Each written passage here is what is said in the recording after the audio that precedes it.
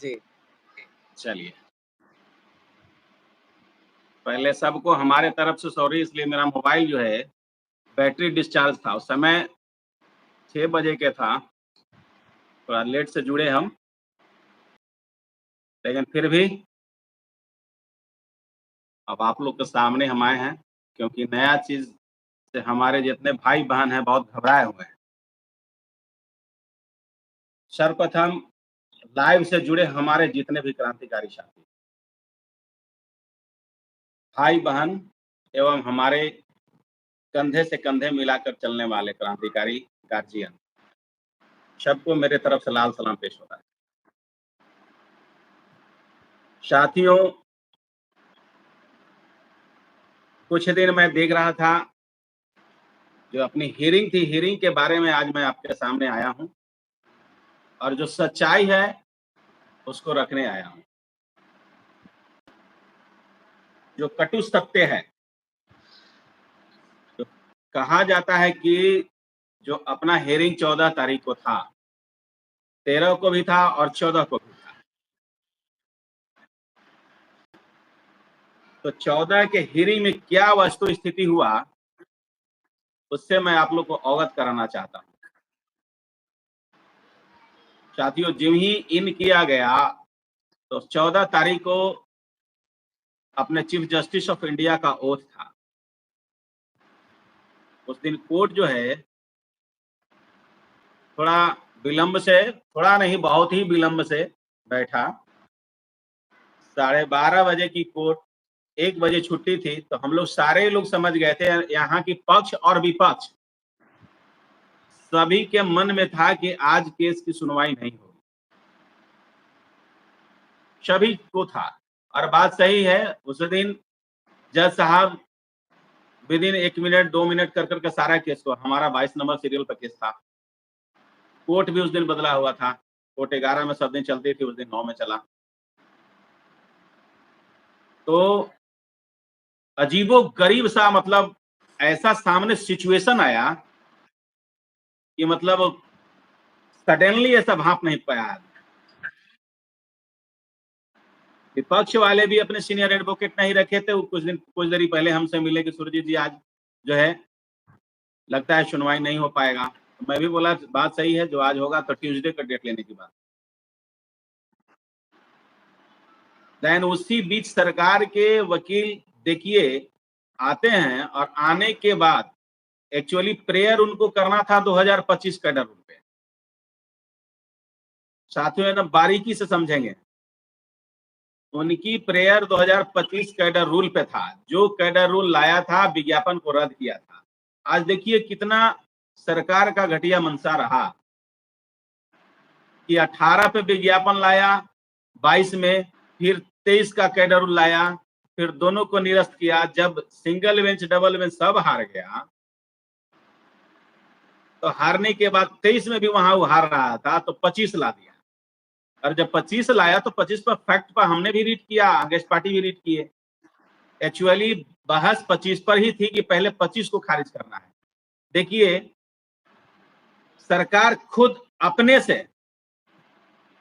से अपने नियमावली को रद्द करती है और फिर बैकफुट पे जाती है। अब तो 25 को जो लेकर के खड़ा था कि हम दोनों नियमावली को रद्द कर दिए, विज्ञापन को रद्द कर दिए, और देखिए अचानक सडनली वहां बोलता है कि माय लॉर्ड, हमको जो है एक इंतरिम आदेश दिया जाए कि हमारे पास लॉट ऑफ जो है सीट बचे हुए हैं, हैंड्स की कमी है। सारा चीज खत्म कर दिया वहां पे, न 25 पर, न 23 पर, न 18 पर कोई बहस नहीं किया। आप देखिए जजमेंट जो आया है, आप लोग सब देख सकते हैं। और हम एक बार इंतरिम आदेश नहीं देखे, जो कोई नहीं देखा है वो भले नहीं देखा है, लेकिन इंतरिम आदेश मैं अपने जीवन में इस समय तक 4 जरूर इंतरिम आदेश देखा, और मैं आपके सामने हूं अभी इंतरिम आदेश के खुद, और इंतरिम आदेश पर ज्वाइन किया था, और हमारे साथी भी कुछ ज्वाइन किए थे, और फिर इंतरिम आदेश उनको जाना भी पड़ा। अभी है वैसा ही कंडीशन। तो देखिए, सरकार का वकील आए और सीधे बोलने लगे कि हमको एक रिलीफ दीजिए, अब भाई वहां सडनली बात 23 पर नहीं होकर के 25 पर नहीं होकर के गजब होने लगा। कैडर रूल की कहीं चर्चा नहीं। आप ऑर्डर सीट में भी देखिए, नहीं तो 18 की चर्चा है, नहीं तो 23 की चर्चा है, नहीं तो 25 की चर्चा है। साफ एक सरपंच भी जो डिसीजन देते हैं, जो एक पंचायती में, वो भी एक लिखते हैं। और ऐसा तो हम आज तक अंतरिम आदेश नहीं देखा था कि आप जाइए, आप जो बोले ठीक है, आपसे हम सहमत हैं और जाइए काम कीजिए। लेकिन उसके बाद न तो कोई उसमें बॉन्ड है कि 23 से लेना है कि 18 से लेना है, पहले बात। अब देखिए, आप जीत के भी, माने जो आदमी जीत के भी हारने के कगार पर कैसे जा रहा है। सरकार खुद अपनी नियमावली को 2025 को इंतरिम आदेश से 25 को खारिज कर दिया, जबकि 25 के अंगेंस्ट में मैं रीट किया हूं। सरकार जान गई कि अब हम 25 पर नहीं जीतेंगे, और हमारे लिए बाधा 25 था। क्यों? क्योंकि मैं 23 को 2 बार हराया हूं। इसको कोई काट नहीं सकता है। और आप जजमेंट को देख लीजिए, जजमेंट में कभी आपकी ऑर्डर पे स्टे नहीं है, और न जजमेंट पे जो सिंगल बेंच और डबल बेंच की जजमेंट आपके पक्ष में है, उस पर किसी प्रकार के जज द्वारा कोई अंकुश भी नहीं लगाई गई है। तो हमारे जितने भी साथी हैं जो आप अभी हताहत हैं, हाँ हम मानता हूं कि आप कुछ चीज समय दे करके हताहत होंगे, लेकिन इसको धैर्य बना के रखिए। आप उनसे सीखिए कि फाइनल में 2 बार हारे हैं, सिंगल बेंच भी हारे हैं, डबल बेंच भी हारे हैं, फिर भी आपके साथ वो अगेंस्ट में फाइट कर रहे हैं, और आप हारे नहीं हैं। मैं आपको दावे के साथ कहता हूं, आप जीते हैं। आज समय भी देख लीजिए और डेट भी देख लीजिए, याद कीजिए आप लोग, आप जीते हैं और जीतेंगे, समझ लीजिए। कैसे? क्योंकि सरकार हमेशा बैकफुट पर गई है। जब आपसे हारने लगी है तो सरकार भाग गई है। जब हम 23 पर पूरा बहस कराने लगे, हम लेखी सर बहस किए, तो 25 ला दिया। जब 25 को बढ़िया से हिट किए 13 तारीख को रीट में, तो वहां से भाग करके सोचा कि अब 25 जो है 25 छोड़ेंगे, तो 25 से भी बाहर हो गया। तो अब आपके साथ सिर्फ फाइट है 23 और 18 में। सरकार अब अपना इंतरिम आदेश लेकर के चलाया, उसको पास एक राजनीतिक स्टंट है कि हमको दिखाना है कि हमने इतना काम किया, और इस चीज को लेकर के चुनावी मुद्दा में हो जाएगा।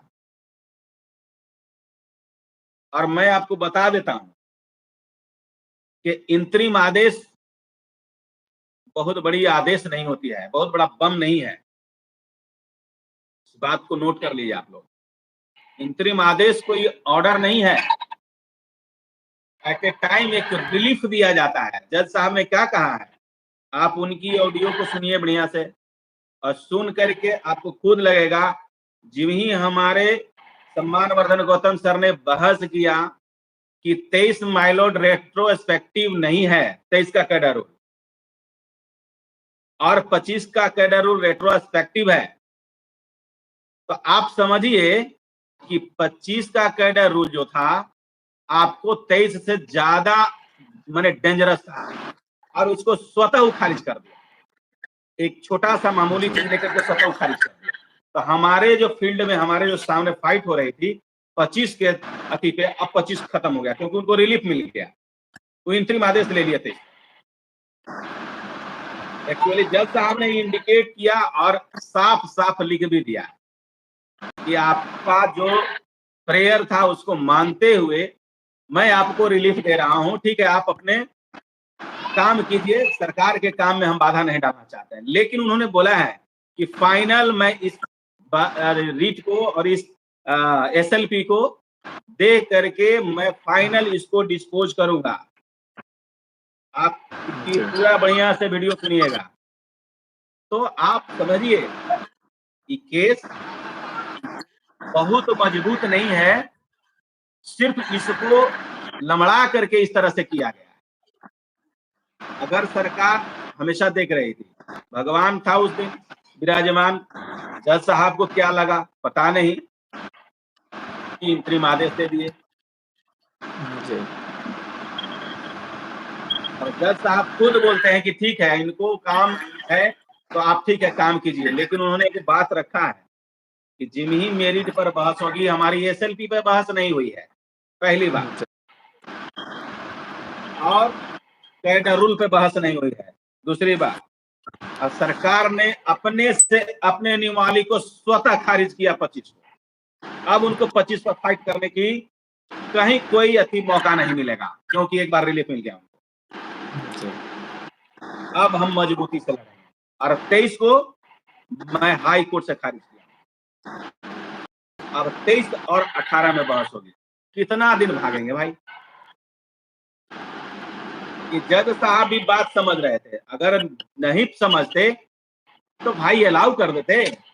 तो आप समझिए हमारे जितने भी बंधु, जितने भी 2018 कैडर रूल से हैं, आप हताहत नहीं होइए, आप समझिए कि आप केस जीते हैं, आगे भी आप ही के पक्ष में है, क्योंकि न तो आपके सिंगल बेंच, डबल बेंच जो भी ऑर्डर है, नए तो ऑर्डर पे आपकी स्टे है, और नहीं तो जज साहब ने आपके ऑर्डर को कहीं गलत बोला है। अभी तक कोई दिखा दे और बता दे, कहीं भी आज तक आपकी ऑर्डर यथावत जैसा था वैसा ही है। जज साहब का कहना एक ही इस ऑर्डर में है कि जो सरकार के वकील ने प्रेयर किया कि हमारे पास हैंड्स की कमी है, तो उन्होंने, आप लेमन में भी समझ लीजिए कि जो उनको जिनसे काम कराना है करा लीजिए। कोर्ट कहता है कि हम आपके काम में बाधा नहीं डालते हैं, लेकिन जो फाइनल आउटपुट होगी केस का, subject to come matter to the come, तो आप समझ लीजिए कि अब उसी पर फाइनल होगा, और जो मेरिट पर आई ऑफ लॉ कहेगा उसी पर एसएलपी पर बहस होगा। तो जो कंडीशन बना है, सरकार गेम खेलता चला गया और अपने से भी ओवर भी करता चला गया है, इसलिए आप लोग हताहत ना हो। हम जरा सा भी हताहत नहीं है, बस मॉनिटरिंग कर रहे हैं कि किस टाइप से हमको क्या करना है। अब बताइए, सरकार कहती है कि 100 पिटिशनर को हम अलाउ करेंगे, हमारे यहाँ 100 गो पिटिशनर है, उसमें सरासरी झूठ है। आप जिसको लेकर के चैलेंज किए हो उसमें 2 क्वालिफाइंग है और 2 ऐसे ही हैं। तो 4 पिटिशनर की जगह पे सिर्फ, अब इस पर भी मैं बहस कराऊंगा कि इनसे साक्ष्य पूछा जाए कि भाई 100 पिटिशनर कहाँ था मेरा। तो सरकार सिर्फ डालमिया में रह करके अपना इंतरिम आदेश लिया है, ठीक है, हमारे लिए लिया है तो हमारे लिए भी बेस्ट है। कुछ दिन के लिए आपको तकलीफ है, कुछ दिन के लिए तकलीफ है, आप समझ लीजिए। आप लोग इंतरिम आदेश आज एकदम माइंड से निकाल दीजिए कि इंतरिम आदेश that is not a order. Order होगी तो आप देखिए, पढ़िएगा, डबल बेंच की ऑर्डर 50 पेज की है मेरा, तो ऑर्डर उसको कहते हैं, उसमें लगेगा कि इस कैडर रूल के तहत, इस नियम के तहत इसको खारिज किया गया, इस नियम के तहत इसको अप्लाई की गई। सारे सिस्टम बने हुए हैं, और आप इसमें देखिए कुछ हो नहीं, इनके ऑर्डर में कुछ है, किसी का जजमेंट लगा हुआ है कि ठीक है आपको इंतरिम हम रिलीफ दे रहे हैं, संवैधानिक पीठ का जजमेंट से या डबल बेंच का जजमेंट से, किसी चीज का, या आपके ऑर्डर को स्टे लगा के, या किसी चीज की कोई त्रुटि 18 में है, कुछ है? कुछ नहीं है। उसमें तो ये दिया हुआ है कि 18 से करना है या 23 से। उसमें तो ये भी नहीं दिया हुआ है ऑर्डर में कि 18 से लेना। हाँ, कुछ नहीं है।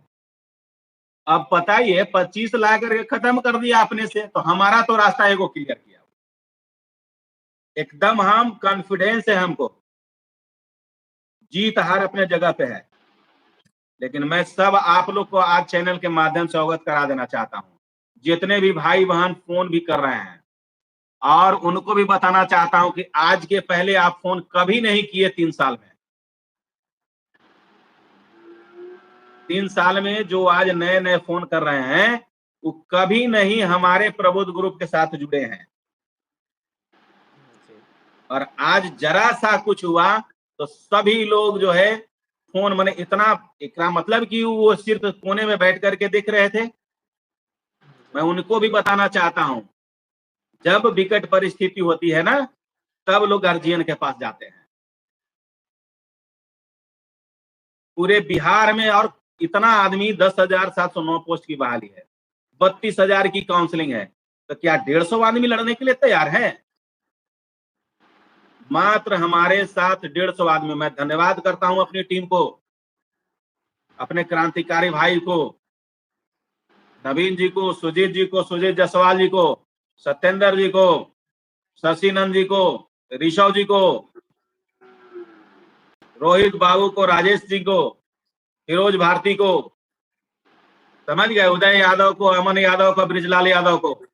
मैं उसको याद करता हूं, वो हमारे साथ कंधे में कंधे मिला के चल रहा है।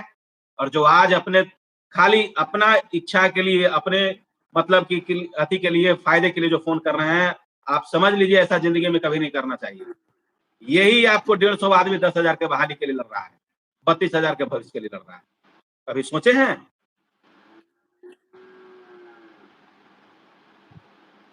इतने बहने हैं, इतने लोग हैं, इतने लोग का फोन आ रहा है।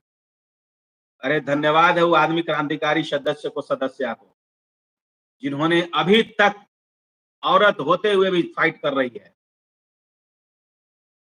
समझ गए? 10 आदमी औरतें जो हैं हमारे लग करके वो एकदम एक एक चीज को खंगाल मानती है, एक एक रुपया मांगा करते थे। बताइए।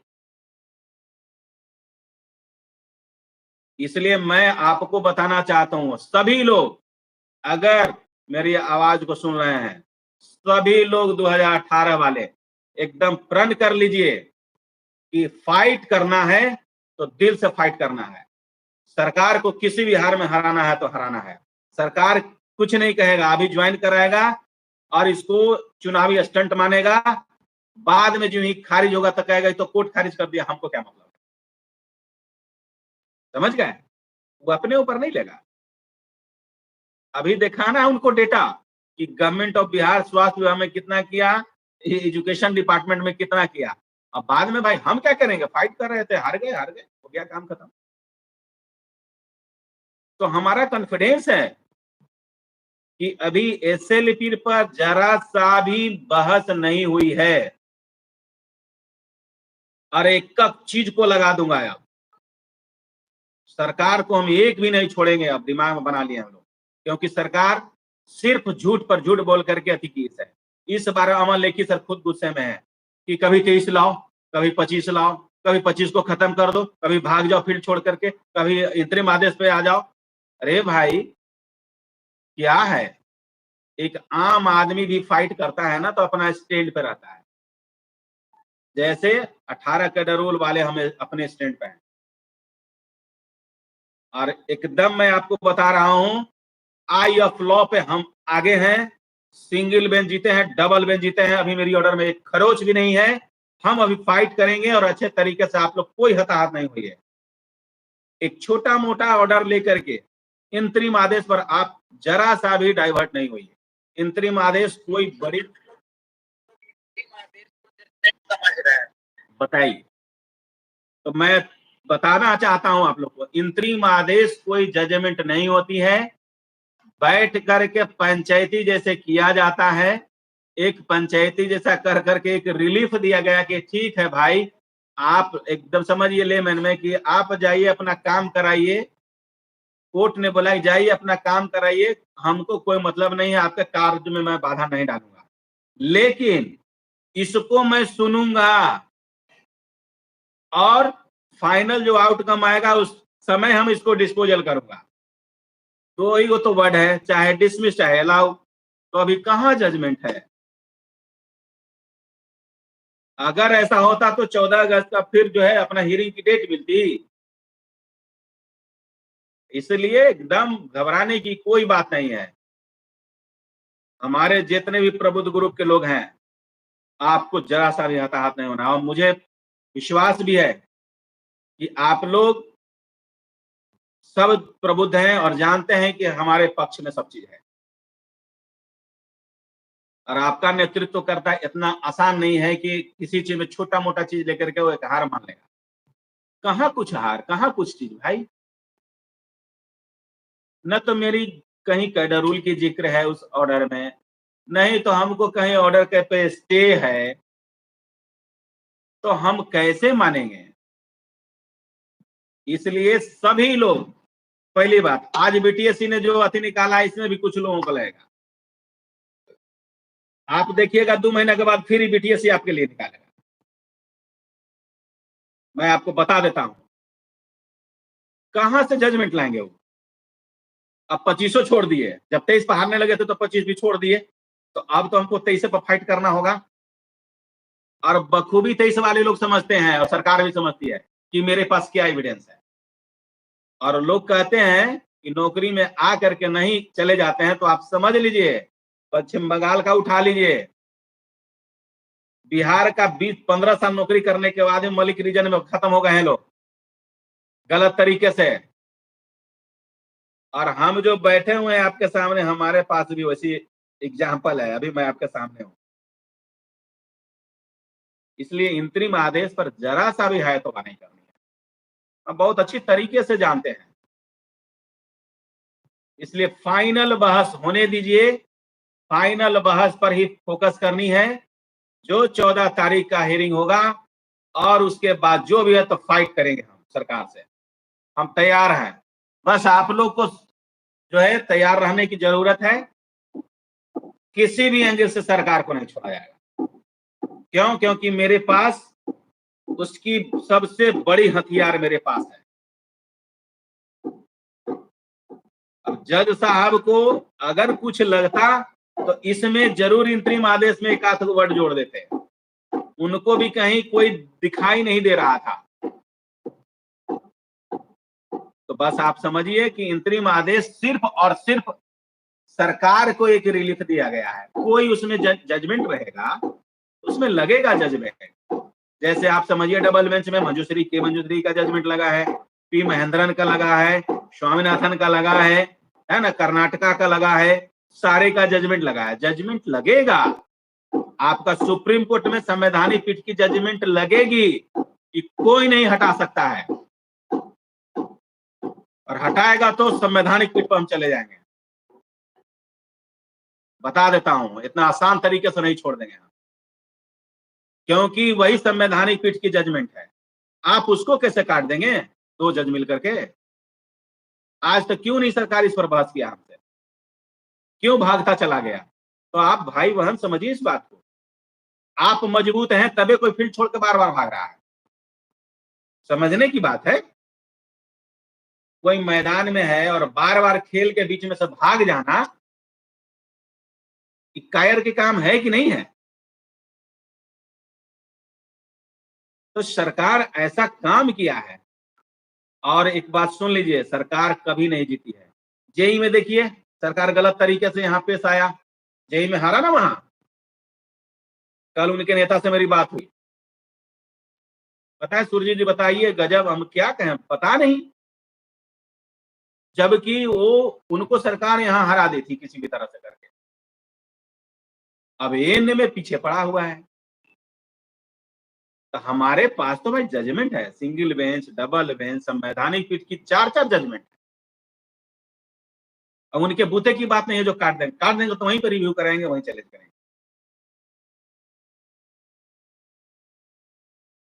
इसलिए हमारे जितने भी साथी हैं, फिर से आप अपने अति में रहिए, किसी प्रकार से। हाँ, 1 से 2 महीने, 2 महीना छुट्टी हो गई जिसके कारण नहीं तो केस तुरंत चढ़ता। अगर छुट्टी नहीं होती तो केस चढ़ता। और हम कदम से कदम मिला के चल रहे हैं, और एक चीज पर निगाह है मेरी। आप लोग सोचते होंगे कि सुरजीत जी बैठा हुआ है, तो जी नहीं, आपको हमेशा समय पर हर चीज मिलता रहेगा, आप देखते रहिएगा। जब तक केस का पूरा आउटकम नहीं आ जाता है तब तक जो है ना, केस को मैंने पानी पानी कर देंगे, दिमाग में मेरा बन गया है। सरकार को तो चाहे जैसे वहां आना ही पड़ेगा। इसलिए सभी लोग एकदम रिलैक्स में रहिए। हमारे प्रबुद्ध ग्रुप के जितने भी लोग हैं, जितने क्रांतिकारी साथी है, सबसे मेरी अपील है समय आता है, तैराक उसको कहते हैं यार कि जब बहुत बड़ा बाढ़ है तो तैर के पार हो जाओ। तो ये बहुत बड़ा बाढ़ भी नहीं है, इंतरिम आदेश है। अगर ऑर्डर आता तो भले उसको चैलेंज कहीं किया जाता। आप एक इंतरिम आदेश को कहां चैलेंज करेंगे? मैं जा रहा हूं कि शॉर्ट टाइम तक ही होती है ना, इंतरिम आदेश एक शॉर्ट टाइम के लिए होता है। आपको रिलीफ दिया गया कि ठीक है आप जाइए अपना काम कराइए,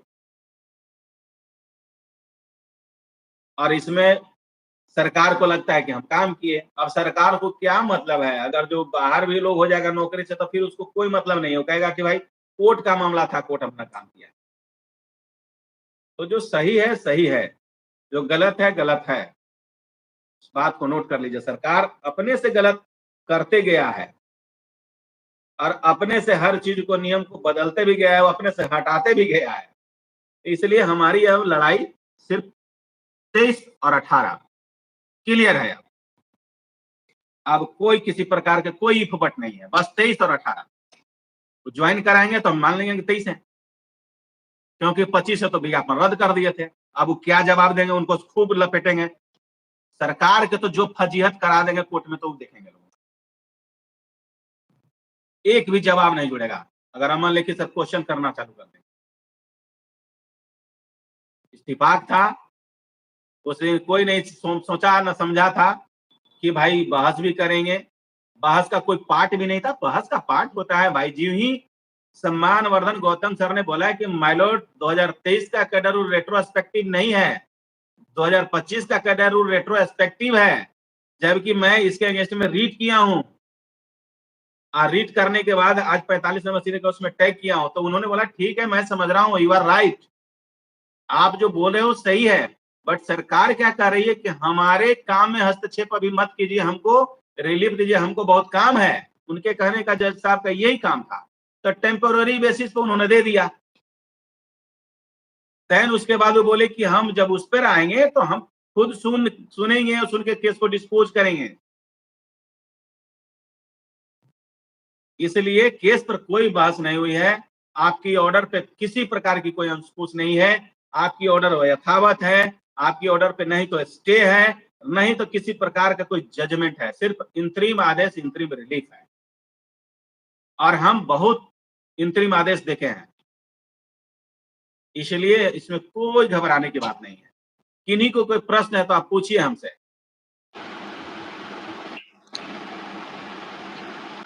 ये 100 सीट का क्या है सर, पूछ रहे हैं क्या आपने? क्या 100 सीट रिजर्व किया गया है?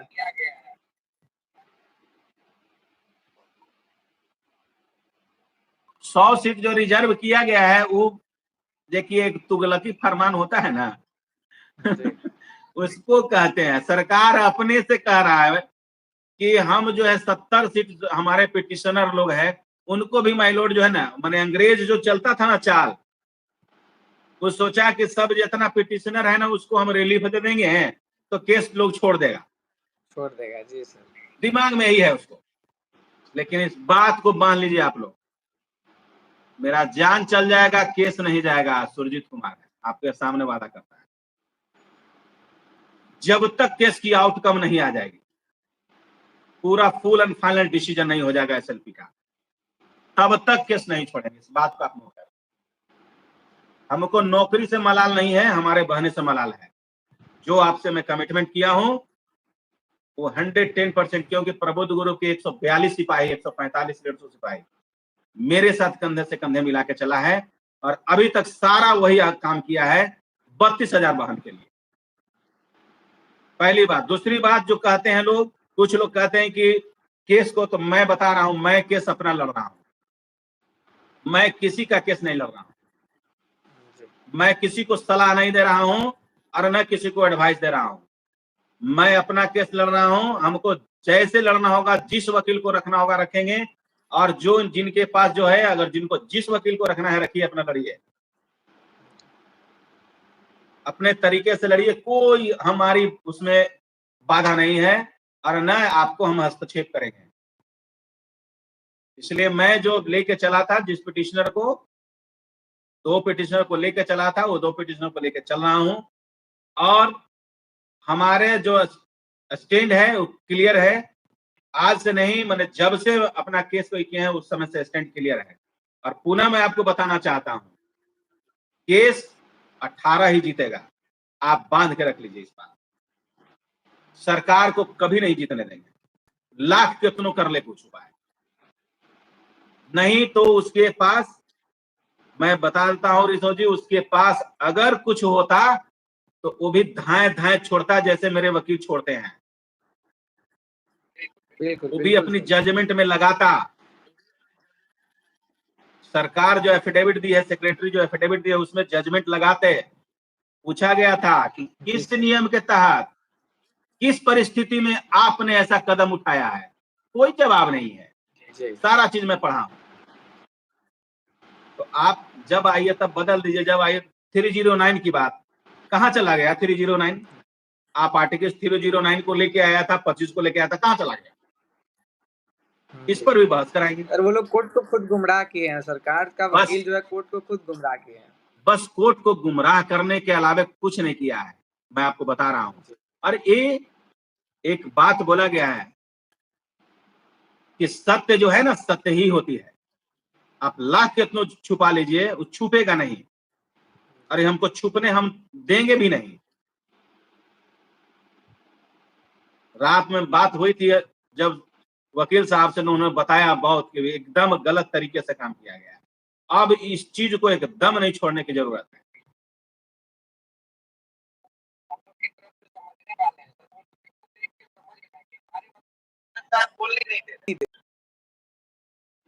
हमारे सुना नहीं गया सर, और बिना पक्ष को सुने हुए इंटरिम रिलीफ दे दिया गया। आवाज थोड़ा कम आ रही है। कम आ रहा है सर। आप बोलिए। ये तो सबसे बड़ी विडंबना थी कि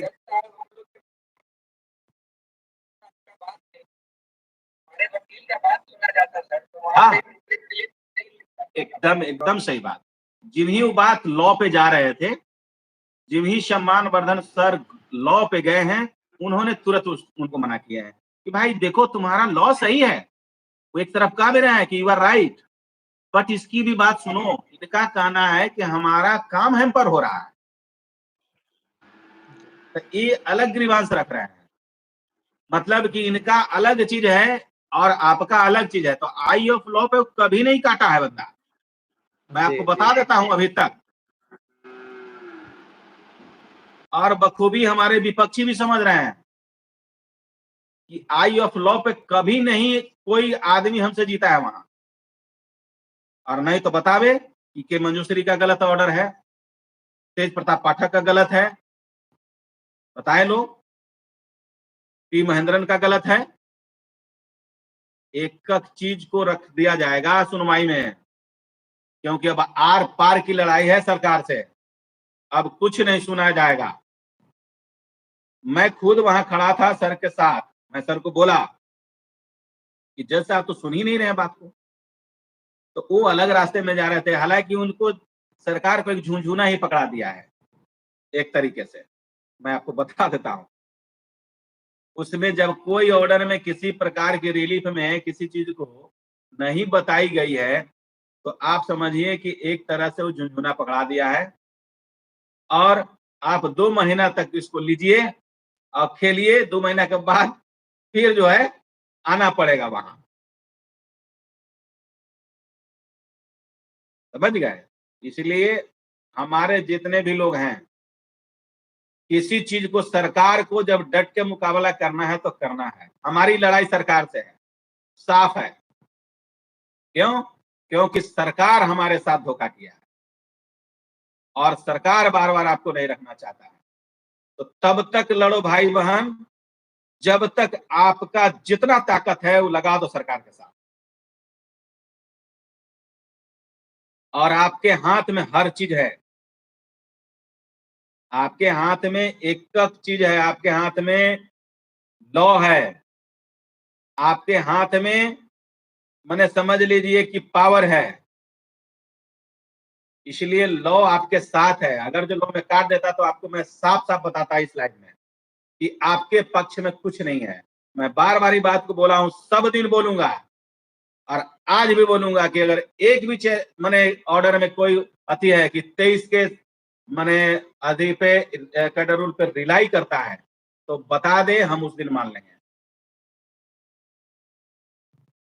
23 का कैडर रूल में अगर सरकार का होता तो लगाता, अभी तक कुछ नहीं बोला है और ना आपके ऑर्डर को चैलेंज किया, ऑर्डर के बारे में बोला है कि गलत है।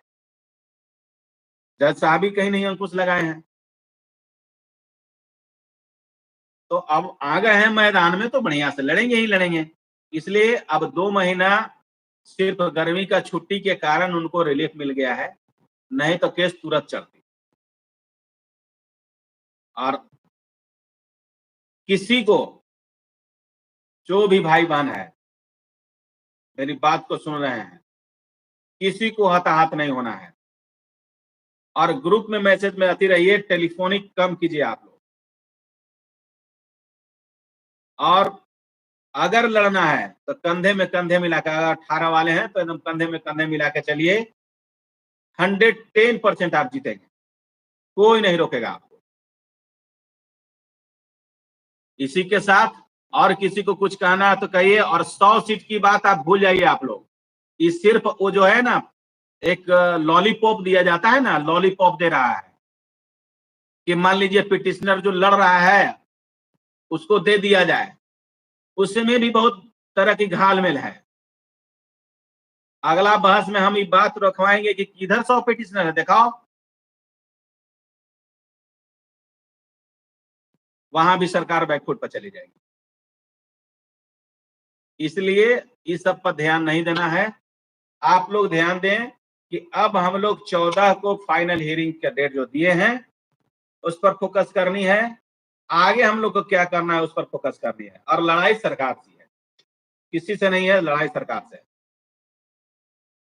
इसी के साथ सभी को, हमारे भाई बहन क्रांतिकारी सभी को हार्दिक अभिनंदन, स्वागत है। और आपको अंत में मैं बता रहा हूं, जीता हूं, जीतूंगा। धन्यवाद। धन्यवाद।